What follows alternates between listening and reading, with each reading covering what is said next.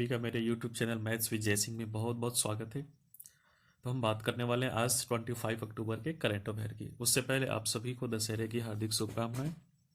ठीक है, चलो तो आज स्टार्ट करते हैं 25 अक्टूबर की करंट अफेयर। हमारा जो पहला पॉइंट है, किस राज्य ने नीम जी ई रिक्शा को विकसित किया है जिसे दूसरे देशों में निर्यात किया जाएगा? तो नीम जी ई रिक्शा को केरल ने विकसित किया है जिसे दूसरे राज्यों में बेचा जाएगा इसे। ठीक है, अच्छा अब बात कर लेते हैं और कुछ इसमें कि केरल राज्य में ये सब हुआ है। तो केरल की जो राजधानी है तिरुवनंतपुरम है, मुख्यमंत्री पिनरई विजयन है, गवर्नर आरिफ मोहम्मद खान है, मुख्य न्यायाधीश एस मणिकुमार है, लोकसभा सीट 20, राज्यसभा सीट 9, विधानसभा सीट 140 है। ठीक है, बात कर लेते हैं केरल के राजकीय पशु के बारे में। तो राजकीय पशु क्या है? हाथी। राजकीय पक्षी क्या है? हॉर्नबिल। राजकीय वृक्ष नारियल है। इससे दो पड़ोसी राज्य सटे हुए हैं। कौन से स्टेट जो है इसकी बाउंड्री लगी हुई है? तमिलनाडु और कर्नाटक की। ठीक है, चलो बात कर लेते हैं हम सेकेंड नंबर के पॉइंट की। तो 3 महिला पायलटों का पहला बैच शामिल हुआ है। इन 3 महिला पायलटों के नाम क्या है? तो इन 3 महिला पायलटों के नाम है लेफ्टिनेंट दिव्या शर्मा, लेफ्टिनेंट शुभांगी और lieutenant Divangi Shivangi, sorry sorry, Shubhangi और शिवांगी। ठीक है, ये तीनों यही नाम है। ठीक है, और बात कर लेते हैं कुछ इंपॉर्टेंट पॉइंट के बारे में कि भारतीय नौसेना दिवस कब मनाया जाता है? 4 दिसंबर को। इसका हेडक्वार्टर इंडियन नेवी का कहाँ है? नई दिल्ली में है।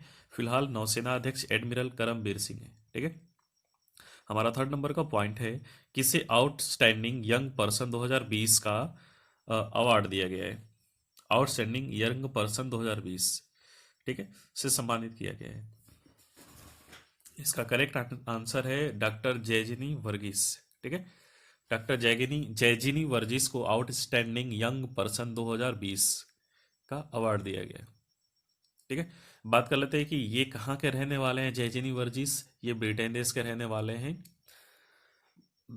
भारतीय ब्रिटेन देश में भारतीय मूल की प्लास्टिक सर्जन है। ठीक है, इनको यह पुरस्कार स्तन कैंसर के निदान और उपचार के लिए अविश्वसनीय योगदान के लिए outstanding young person of the world 2020 से सम्मानित किया गया है। ठीक है, स्तन कैंसर के निदान और उपचार के लिए इन्हें दिया गया ये अवार्ड। ठीक है, हमारा जो अगला पॉइंट है इसमें कि कनक दुर्गा फ्लाईओवर का उद्घाटन कहाँ किया गया है? कनक दुर्गा फ्लाईओवर का उद्घाटन कहाँ किया गया है? तो इसका जो करेक्ट आंसर है विजयवाड़ा में। ठीक है, विजयवाड़ा आंध्र प्रदेश में स्थित है। ठीक है, अगले पॉइंट के बारे में हम देखते हैं कि आईटीबीपी का जो स्थापना दिवस है कब मनाया जाता है? तो इसका जो करेक्ट आंसर है 24 अक्टूबर। अब आईटीबीपी के बारे में बात करें तो इसका जो फुल फॉर्म है वो क्या है? भारतीय तिब्बत सीमा पुलिस बल, इंडियन टाइबेट बॉर्डर पुलिस। ठीक है ना, आईटीबीपी।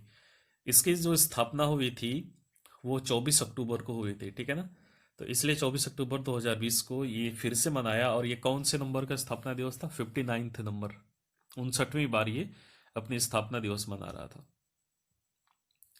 ठीक है, अब बात कर ले कि इसकी जो मुख्यालय कहाँ है, हेडक्वार्टर कहाँ है? न्यू दिल्ली में है। डायरेक्टर जनरल कौन है? एस देसवाल।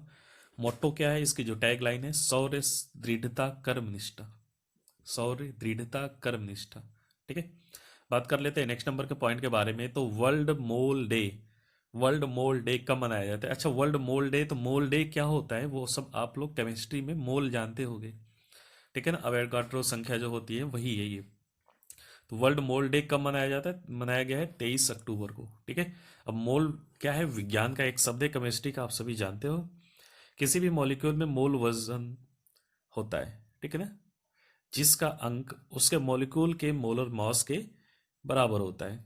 मोलर नंबर को अवोगाड्रो ने ढूंढा था, इसलिए इसे अवोगाड्रो नंबर भी बोलते हैं। ठीक है, और इसकी जो संख्या होती है 6.022 इंटू 10⁻23 होती है। इस दिवस को मनाने का उद्देश्य लोगों को केमिस्ट्री में रुचि बढ़ाना है। ठीक है, मोल डे 2020 की थीम क्या है? मोले जिला है। ठीक है, हमारा जो 7 नंबर का पॉइंट है, भिरगू एंड पैलेस ऑफ मिरर नामक पुस्तक किसके द्वारा लिखी गई है? ठीक है, भिरगू एंड पैलेस ऑफ मिरर, ये पुस्तक किसके द्वारा लिखी गई थी? जो इसका करेक्ट आंसर है सैमित्री रानाडे। ठीक है, अब सैमित्री रानाडे कौन है? इंडियन है। ठीक है, हमारा जो 8 नंबर का पॉइंट है, ई कॉमर्स कंपनी फ्लिपकार्ट ने किस कंपनी से में 7.8% हिस्सेदारी खरीदी है।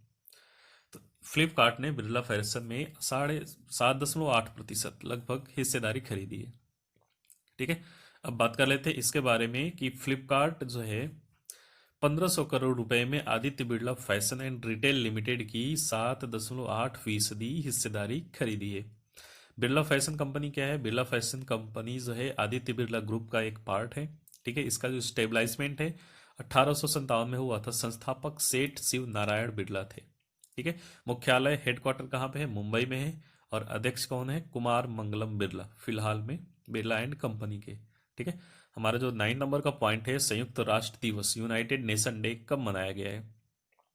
तो जो इसका करेक्ट आंसर है 24 अक्टूबर। 24 अक्टूबर को यूनाइटेड नेशन डे मनाया गया। अब यूनाइटेड नेशन डे है क्या, सॉरी यूनाइटेड नेशन है क्या, उसके बारे में जान लेते हैं हम थोड़ा सा। जो यूनाइटेड नेशन है वो उसकी स्थापना 24 अक्टूबर 1945 को हुई थी। हेडक्वार्टर न्यूयॉर्क में है। टोटल मेंबर कंट्री कितने हैं? 193, 193। ठीक है, अध्यक्ष कौन है? Antonio Guterres. इस दिवस को मनाने का उद्देश्य यह है कि सभी के लिए शांति, विकास और मानव अधिकारों का संरक्षण और सहयोग हो सके। इस दिवस को मनाने की घोषणा खुद संयुक्त राष्ट्र संघ ने की थी। ठीक है, हमारा जो 10 नंबर का पॉइंट है, किस राज्य ने 2019 में विदेशी पर्यटकों को आकर्षित करने में शीर्ष स्थान पाया है? विदेशी पर्यटकों को अट्रैक्ट किसने सबसे ज्यादा किया है? उत्तर प्रदेश ने। ठीक है ना। अच्छा, विदेशी पर्यटक कब आएंगे? जब कुछ वैसा देखने लायक रहेगा, घूमने लायक रहेगा, तभी आएंगे। ठीक है, टॉप 3 राज्य इसमें कौन से हैं? यूपी सबसे फर्स्ट में है, तमिलनाडु सेकंड नंबर पे, आंध्र प्रदेश थर्ड नंबर पे। ठीक है, अब ये टॉप पर उत्तर प्रदेश है, तो उत्तर प्रदेश के बारे में देख लेते हैं कि राजधानी, सिंपल सी बात है, सबको पता होगी यहाँ पे रहने वाले को, कि लखनऊ है। मुख्यमंत्री योगी आदित्यनाथ जी है। गवर्नर आनंदीबेन पटेल जी। मुख्य न्यायाधीश गोविंद माथुर जी। राजकीय पशु क्या है? बारहसिंगा। राजकीय पक्षी सारस। राजकीय फूल पलाश। राजकीय वृक्ष अशोक। लोकसभा सीट बात कर ले उत्तर प्रदेश में तो 80 है, राज्यसभा सीट 31 है और विधानसभा सीट 404 है। एक जो पड़ोसी राज्य है लगा हुआ भारत से, कौन है? नेपाल। ठीक है, उत्तर प्रदेश की 8 राज्य सीमाएं जो है 8 स्टेट से लगती है, सटी हुई है। कौन कौन सी? उत्तराखंड, हिमाचल प्रदेश, हरियाणा, राजस्थान, मध्य प्रदेश, छत्तीसगढ़, झारखंड और बिहार। दिल्ली को ना ले लेना, ठीक है ना, क्योंकि दिल्ली अभी तक पूर्ण राज्य नहीं बना हुआ है। ठीक है, नई जीवन शांति योजना को किस कंपनी ने शुरुआत की? इसका जो करेक्ट आंसर है LIC, नई जीवन शांति योजना। ठीक है ना, नई जीवन से हमें पता लग रहा है कि ये कुछ जीवन बीमा वाली है। ठीक है ना। LIC का full form life insurance corporation of India है। इसकी स्थापना 1 सितंबर 1956 को हुई थी। हेडक्वार्टर मुंबई में है। चेयरमैन मैन कौन है? MR कुमार। ठीक है, हमारा 12 नंबर का पॉइंट है, साद हरीरी किस देश के फिर से प्रधानमंत्री बने? साद हरीरी किस देश के फिर से PM बन गए? इसका जो करेक्ट आंसर है लेबनान। बात कर लेते हैं लेबनान के बारे में, तो लेबनान एशिया महाद्वीप में ही है। ठीक है, राजधानी इसकी कैपिटल का है बेरूत। करेंसी क्या है? लेबनानी पाउंड। ठीक है, और PM तो अभी मैंने बताया साद हरीरी बन गए। किस राज्य के मुख्यमंत्री ने एकीकृत आदर्श कृषि ग्राम योजना का उद्घाटन किया है? इसका जो करेक्ट आंसर है उत्तराखंड। ये लोग रोज रोज उद्घाटन ही करते रहे, हम रोज रोज याद ही करते रहे। पता नहीं कितना मुख्यमंत्री लोग योजना चलाते हैं, लाभ मिलता ही नहीं किसी को। तो किस राज्य के मुख्यमंत्री ने एकीकृत आदर्श कृषि ग्राम योजना का उद्घाटन किया? उत्तराखंड के।